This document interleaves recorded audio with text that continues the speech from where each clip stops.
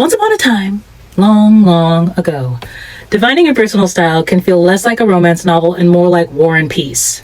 I mean, when we're younger, as girls, we're told, don't dress so old. That's not for girls your age. And then when you get older, they tell us, don't dress so young. That's not for girls your age. Which one is it?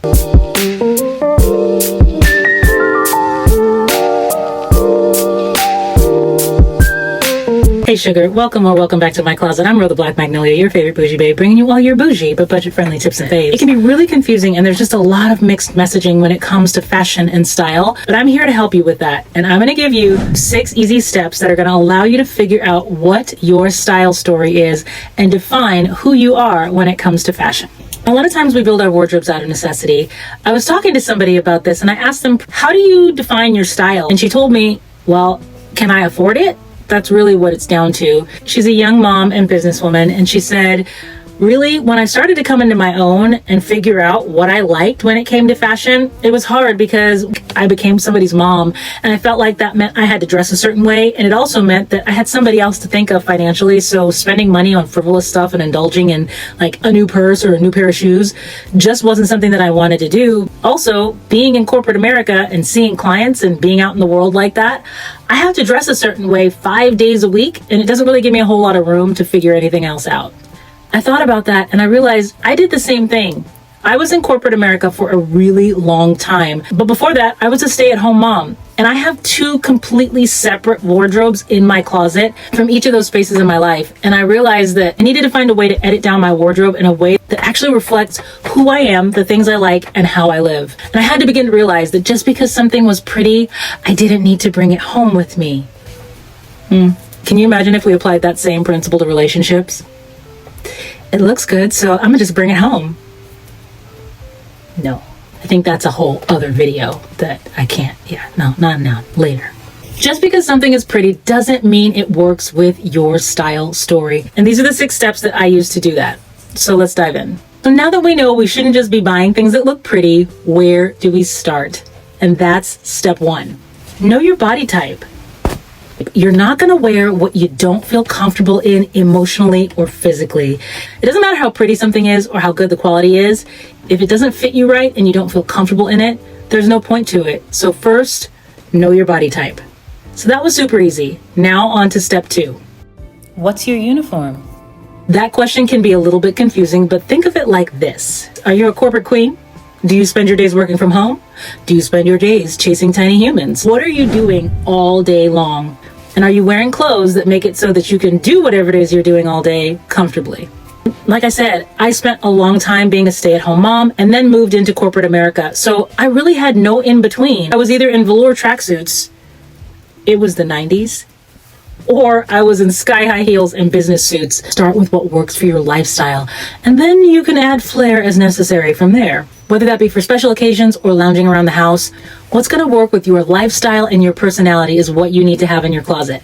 Like I said, I spent a long time in corporate America, and I found that I had really huge gaps in my wardrobe because I just didn't have anything casual. I mean, I had business attire and business casual attire, but who wants to wear business casual to brunch on Saturday? Nobody wants to do that because it doesn't look right. It looks silly. You look silly going to brunch in that pencil skirt and button-up sweater. Ma'am, don't do that. So I really had to dig in to figuring out what my uniform was going to be in order to start rebuilding and editing my wardrobe. Now, step 3, find your adjectives. What are 3 words that describe what speaks to you when it comes to fashion or what you like to wear? You need to find 3 adjectives that will clearly describe your uniform aesthetic, that you always keep in the back of your mind whenever you're shopping or whenever you're looking at items and trying to decide whether or not you want to add them to your wardrobe. My 3 adjectives are chic, comfortable, and feminine. And I mean, honestly, the best thing that you can do is Google it. And once you've found those 3 words, the easiest way to figure out what that may look like for you, type in those words, here are mine, add fashion to the end of it, and see what comes up. So now that I've got those words typed in, the search engine is going to start to give me images based on the prompt that I put in. It's going to start to show me things that are kind of basically what I'm looking for, but then as I scroll through, I can start to hone in more on what really catches my eye. So here you can see I'm looking and there's a lot of dresses, there's a lot of skirts, there's a lot of frills, sort of what I like, but as I continue to scroll through, I can drill down a little bit more and see if those 3 adjectives are actually what I'm looking for. And as I'm going through here, it kind of is. And so I'll start to look a little bit more. There are Pinterest boards that I can go to. There are shopping sites. And I found this. It's lovely. It's actually something that I'd really love to wear, but I'm going to keep searching. And as I do that and go through, look what I found. A board that says sleek chic. I can go there and look at the different outfits and begin to piece things together and see if there are things on there that I love and that fit those 3 adjectives. And if there's not, that means I need to find 3 different words. But if there are, I'm on the right track and moving in the right direction. It is a magical time to be alive, really. I mean, when I was a girl, we only had these rectangular tablets made of paper and ink called catalogs and magazines to figure out what the girlies were wearing and what it looked like. Now with the internet, it makes it so much easier to just start Googling adjectives that describe things that you like, whether that's like mine, chic, comfortable, and feminine, or it could be sporty, minimal, and classic. And whatever words come to mind when you think of how you like to look, or if you know somebody and you love the way that they dress, think about what words come to mind when you think about what they're wearing. How would you describe the way that they dress? And that could be a good starting off point for you when it comes to finding your 3 adjectives to define your style and lean into writing your style story. Step 4, pick your color palette. Now, I'm not saying you have to stick with it religiously. This is not like that. I'm very much a free spirit when it comes to that. Do you? But what I'm saying is picking a color palette is kind of like having a cheat code to fashion and style. It just makes it super easy for you to be able to throw outfits together in your closet once you've kind of decided what it is you like and don't like, and make it easy for you to get dressed. Like for me, I know if all else fails, I'm going to grab something red, pink, or black, and I'll pretty much be able to throw an outfit together and I'll be a happy camper. But like any good relationship, let's complicate things just a little bit. Break your color palette down 3 ways.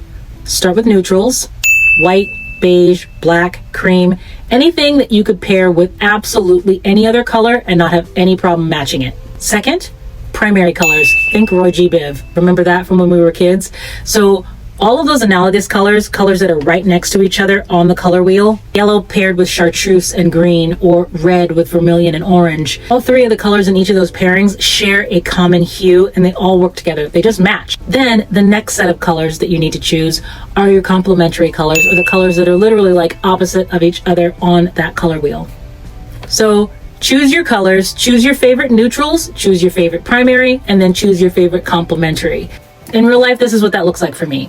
My neutrals, black and white. Those are the 2 that I chose. My primaries, red, blue, and green. And my complementary colors, orange and yellow. Within that, breaking it down just a little bit more, red, the lighter you go with red, you get what? Pink. I love pink, so I've got a lot of red and pink in my closet. A lot of the things that I can mix with my red, I can typically mix with my pink. So I can interchange that a lot, and it makes it really easy in my wardrobe to be able to do that. And then with the red and a pink, if I have my black neutral or my white neutral, I can also mix those colors really well together. And if I've got something pink, I can maybe do a pink and a yellow together. It may not sound like it would work, but it does. And that's color theory, really. And that's a whole other video. But it really is just knowing the colors that you love and how to make them work together, and only adding items that are going to help you build your wardrobe, not create a new hole or a new gap in it, if that makes sense. If you haven't already, sugar, make sure you head down to that subscribe button, click it, turn on your notification bell, and that way you'll never miss any of the videos that I upload for you. Now, step 5, and that is cut and fit. And that is actually going to tie back into step 1, knowing your body type. Let me give you another personal example. I adore A-line dresses and skirts. I think they're beautiful, but because I'm hourglass shaped, they can sometimes be a problem. Small waist, bigger hips and thighs, and a lot of junk in the trunk, A-line dresses and skirts tend to make me look really wide and shapeless unless they're cinched at the waist. That's just how I'm built. I can love a good A-line that does not have a cinched waist from afar. It's not going to do me any favors, and I'm just going to have to look at it on the rack and say, oh, that's so pretty, and keep it pushing. So figuring out what cuts you actually like and what cuts work with your body type. Are you a maxi, a midi, or a mini? Are you oversized or are you fitted? Are you baggy or are you tailored? It depends on what you like and what works with your body type. Because remember, this is your style story and nobody else's. Then, once you've figured that out, try those cuts on and see how they work. You may absolutely love a maxi dress and it may work with your body type, but you may not like it on you. Once you put it on, you may think, it works, but it's not me. And then you don't wind up wasting your money on things that work with your body type that you think are pretty, but just don't fit your style aesthetic. My mom's 5'1" on a good day, and she loves maxi dresses, always has. And she would always joke when I was a kid, she'd say, I can't wear those. They're gonna make me look like a muskrat, all body and no legs. And I didn't really ever understand that until I looked at a picture of a muskrat and I thought, dear God, woman, it's not that bad. It's really not that serious. She knew what she liked and what wouldn't work. She made sure that she dressed in a way that she felt comfortable in things that she liked, and she leaned into what worked. And maxi dresses just weren't it. Why not try something in between and shorten that hemline a little bit and see what you think? You can get something that speaks to what you like, but in a different cut and a different shape to make sure that it is working with your body type. And every single time, that is going to be the thing that makes the difference. And finally, step 6, shoes and accessories. Now, when it comes to these, it really is going to go back to those other steps that we talked about. What's your uniform aesthetic? What are you doing every day? You don't need to be running around in kitten heels or Louboutins if you're doing car line and pickup for kids, or if you're working from home most of your day. It's just not a thing that you need a lot of. It doesn't mean that you don't need any of it. It just means that a majority of what you have when it comes to shoes and accessories, it needs to complement the rest of your style story. It has to, or else it's kind of pointless. It just really depends on the story that you are choosing to tell when it comes to what you're wearing. Now, I don't have any problem with that when it comes to shoes, but I'm really lacking in this in the area of accessories. I kind of let them be an afterthought and don't really pay a whole lot of attention to them. So I usually lean into more simple jewelry, pearls, simple necklaces, chains with nothing on them. I don't really like big fussy jewelry, so I tend to just stick with wearing some of the same pieces over and over again. That's kind of boring though, and I'm really leaning into trying to make sure I change that and not just reaching for my everyday go-to jewelry, but branching out and stepping out of my comfort zone a little bit and figuring out what other things I do and don't like. And in this process, I realized that I love statement earrings. I did not know that about myself. There's so many fun alternatives out there that I am finding that I can add into my wardrobe to complete my style story. So that just goes to show you that it may not be difficult for me when it comes to shoes, but it is when it comes to accessories, and other people might have the opposite problem. It all just depends. And that for me is where I struggled a little bit with trying to figure out what I liked and what I wanted to add in or didn't want to add in. And following these steps really did help me figure that out when it came to the accessories. You can apply these 6 steps really to anything when it comes to style, whether it be shoes, handbags, clothes, accessories, anything. And it is going to take the guesswork out of trying to figure out what it is you like and what to keep or give away when it comes to editing your wardrobe. But it really is a lot more simple than it sounds. It just comes down to the things that you're bringing into your closet. Do they fit with the way that you live? Do they fit with the way that you work? And do they fit with the way that you play? And most importantly, do they make you feel beautiful? Making sure that no matter what you're wearing, you feel comfortable and confident every single day. Honestly, that's the happy ending to your style story. And just like Coco Chanel said, fashion fades, but style remains the same. So sugar, enjoy yourself creating your style story.